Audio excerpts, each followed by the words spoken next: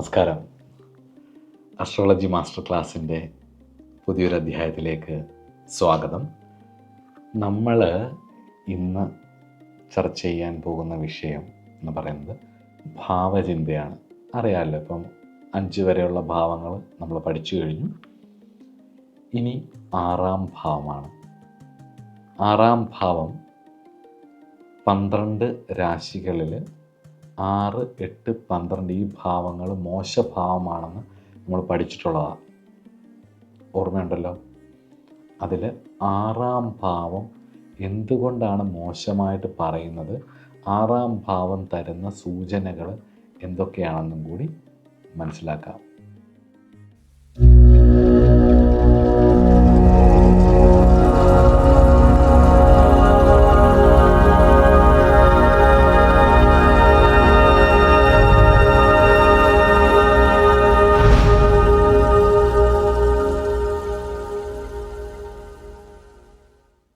നമ്മുടെ ജീവിതത്തിൻ്റെ മുന്നോട്ടുള്ള യാത്രയിൽ നമുക്കൊരുപാട് മനസ്സിന് വിഷമമുണ്ടാക്കുന്ന ശത്രുവാണ് ഓബ്സ്റ്റക്കിൾസ് അഥവാ തടസ്സങ്ങൾ.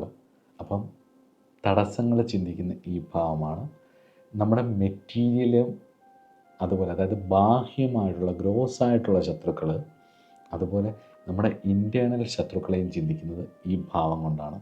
മരണം വാരി ശസ്ത്രേണ എന്ന് പറഞ്ഞിട്ട് പ്രശ്നമാർഗത്തിൽ ഈ 6-ാം ഭാവത്തെ കൊണ്ട് പറയുന്ന പ്രമാണത്തിൽ പറയുന്നുണ്ട്. അതായത് ശത്രുക്കൾ നിമിത്തമുള്ള മരണം ഈ ഭാവം കൊണ്ടാണ് ചിന്തിക്കുന്നത്. നമ്മുടെ വാസനകൾ, നമ്മുടെ കയ്യിലിരിപ്പ് കൊണ്ട് നമ്മൾ സ്വയം മരിക്കുന്നതും, ജീവിതം പരാജയപ്പെടാൻ വേണ്ടിയിട്ടുള്ള നമ്മളുടെ സ്വഭാവമായിട്ടുള്ള ശത്രുക്കൾ ഒക്കെ 6-ാം ഭാവം കൊണ്ട് ചിന്തിക്കും.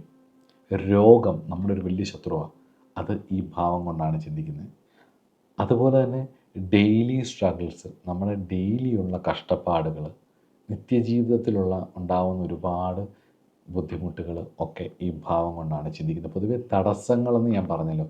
അതുപോലെ തന്നെ നമ്മുടെ ജോലി, ഉയർന്ന ജോലിയല്ല, നമ്മൾ കുറച്ചൊന്ന് സ്ട്രഗിൾ ചെയ്ത് നമ്മളൊരു ലെവൽ വരെ എത്തുന്ന നമ്മുടെ ജോലികളുണ്ടല്ലോ, നമ്മുടെ ബേസിക് ലെവലിൽ നിന്ന് കയറി വരുന്ന, ആ കയറി വരുന്ന ജോലി, ബ്ലൂ കോളർ ജോലികൾ എല്ലാം 6-ാം ഭാവം കൊണ്ടാണ് ചിന്തിക്കുന്നത്.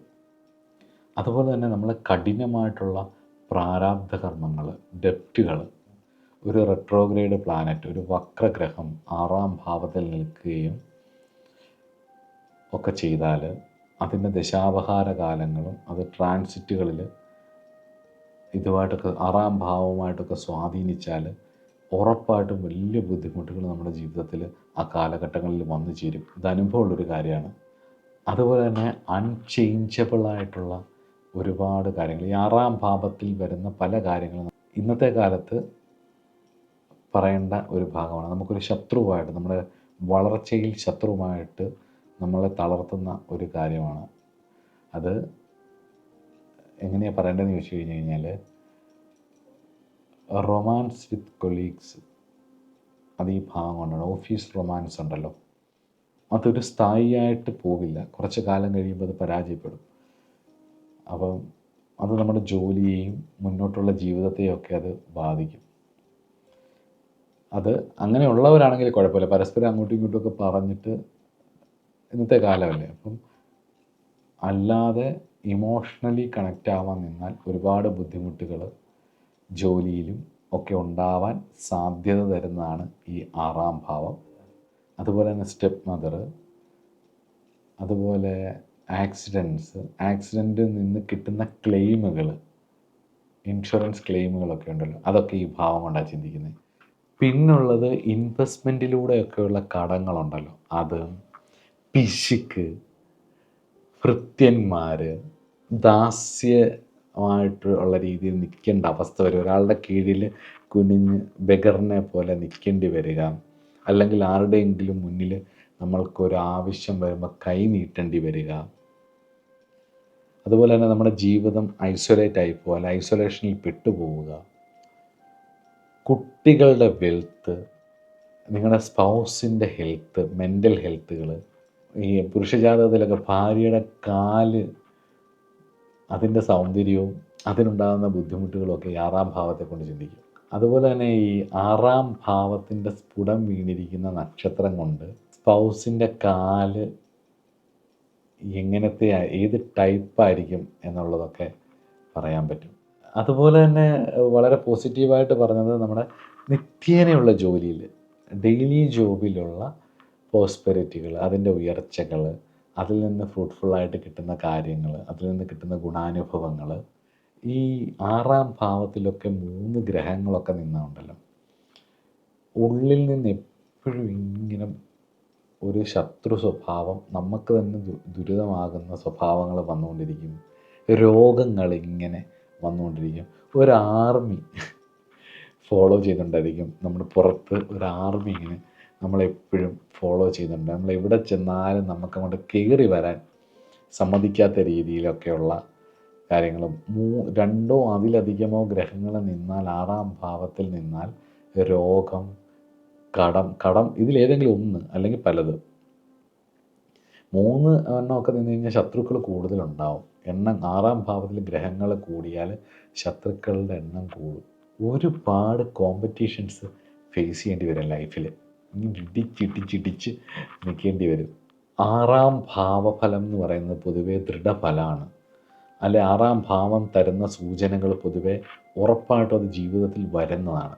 അത് ഗുണമായാലും ദോഷമായാലും സോർട്ട് ഔട്ട് ചെയ്ത് പോവാൻ നമ്മൾ ശീലിച്ചില്ലെങ്കിൽ, ആ അനുഭവം വരുമ്പം അതിനെ മനസ്സിലാക്കി നമ്മൾ കവർ ചെയ്ത് പോവാൻ നമ്മൾ ശീലിച്ചില്ലെങ്കിൽ, ജീവിത അവസാനം വരെ, അവസാന ശ്വാസം വരെ ഒരു ചക്രം പോലെ, ചുരുളി പോലെ ഇങ്ങനെ വീണ്ടും വീണ്ടും വീണ്ടും അത് പല സാഹചര്യങ്ങളിൽ, പല രീതികളിൽ നമ്മുടെ ജീവിതത്തിലേക്ക് റിപ്പീറ്റ് ചെയ്തുകൊണ്ടേയിരിക്കും. അതുകൊണ്ട് ജ്യോതിഷ വിദ്യാർത്ഥികൾ വളരെ, ഇന്നത്തെ കാലഘട്ടത്തിൽ നമ്മൾ ഏറ്റവും കൂടുതൽ ആൾക്കാർ ബുദ്ധിമുട്ടുകളല്ലേ നമ്മുടെ അടുത്ത് പറയാൻ വരുന്നത്. അപ്പോൾ ഈ ഭാവത്തിൻ്റെ ഒരു സ്വാധീനം ഏതൊക്കെ ഭാവത്തിലും ഭാവാധിപന്മാർക്കും വന്നിട്ടുണ്ട് എന്നുള്ളതും കൂടി നോക്കണം, ശ്രദ്ധിക്കണം. അതുപോലെ തന്നെ ജീവിതത്തിൻ്റെ ആദ്യ പകുതിയിൽ 6-ാം ഭാവം തരുന്ന കാര്യങ്ങളെ നമ്മൾ മനസ്സിലാക്കി ഒബ്സർവ് ചെയ്ത് റിയലൈസ് ചെയ്ത് മുന്നോട്ട് പോയാൽ ജീവിതത്തിൻ്റെ 2-ാം പകുതി സക്സസ് ആക്കുന്നതിൽ 6, 10, 11 ഭയങ്കര സ്വാധീനമുള്ളതാണ് കേട്ടോ. അപ്പം അതും കൂടി നമ്മൾ ശ്രദ്ധിക്കണം. സെക്കൻഡ് ഹാഫ് സക്സസ്ഫുൾ ആക്കാൻ 6-ാം ഭാവത്തിൻ്റെ സ്വാധീനം വളരെ വലുതാണ്. അതുപോലെ തന്നെ ഒരു പൊതുവേ പറയുന്നൊരു കാര്യമുണ്ട്, 6-ൽ ഒരു പാപം നിന്നാൽ നമ്മുടെ സാധനയുടെ തടസ്സങ്ങളൊക്കെ മാറ്റി കയറി വരാനുള്ള കഴിവുകൾ ഉണ്ടായിരിക്കും എന്നാണ് പറയുന്നത്. 6-ാം ഭാവത്തിൻ്റെ കാരഗ്രഹം എന്ന് പറയുന്നത് ശനിയും ചൊവ്വയുമാണ്. 6-ാം ഭാവത്തിൻ്റെ കാരഗ്രഹം ശനിയും ചൊവ്വയുമാണ്. അതുകൊണ്ട് തന്നെ 6-ാം ഭാവത്തിൽ ചൊവ്വയൊക്കെ നിന്ന് കഴിഞ്ഞ് കഴിഞ്ഞാൽ ശത്രുക്കളെ നശിപ്പിക്കും എന്ന് പറയും. എങ്കിലും രോഗമാവുന്ന ശത്രുക്കൾക്ക് ബുദ്ധിമുട്ടുകൾ, രോഗമാവുന്ന ശത്രുക്കൾ വരും. അതുപോലെ 6-ൽ ശനി നിന്ന് കഴിഞ്ഞ് കഴിഞ്ഞാൽ വാദസംബന്ധമായിട്ടുള്ള രോഗങ്ങളും, അതുപോലെ തന്നെ ഈ പൈൽസ് പോലുള്ള അസുഖങ്ങളും ഒക്കെ ഉറപ്പായിട്ടും വരും. മലദ്വാരത്തിനൊക്കെയുള്ള അസുഖങ്ങളൊക്കെ വരാനുള്ള സാധ്യതകളുണ്ട്. അതായത് ശനിയുടെ കാരകത്വമായിട്ട് ബന്ധപ്പെട്ടിട്ടുള്ള വാതരോഗങ്ങൾ. ശനിയുടെ കാരകത്വം പറയുമ്പോൾ നമുക്കവിടെ പഠിക്കാം, അതായത് നമ്മുടെ ശരീരത്തിൽ നിന്നും പുറന്തള്ളപ്പെടുന്നത് വേസ്റ്റുകളെല്ലാം വരുന്ന ഭാഗങ്ങളിലൊക്കെ ഒരു രോഗത്തിനൊക്കെയുള്ളൊരു സാധ്യതകൾ ഉണ്ട്. അപ്പോൾ 6-ാം ഭാവം രോഗമാണെന്നും കൂടി ചിന്തിക്കണം. രോഗഭാവമാണ്, ശത്രുഭാവമാണ്, കടം ചിന്തിക്കുന്ന ഭാവമാണ്, ഓഫീസ് റൊമാൻസാണ്, പൂർവ്വജന്മത്തിൽ നിന്ന് വരുന്ന ഡെപ്റ്റുകളാണ്, പ്രാരാബ്ധത്തിൽ ദൃഢഫലമാണ്. ഇത് വരും എന്ന് ഉറപ്പുള്ള, ഈ ജന്മം ഉറപ്പായും വരും എന്ന് ഉറപ്പിക്കാവുന്ന കാര്യമാണ്. ഇൻവെസ്റ്റ്മെൻറ്റിലൂടെ വരുന്ന കടങ്ങളാണ്.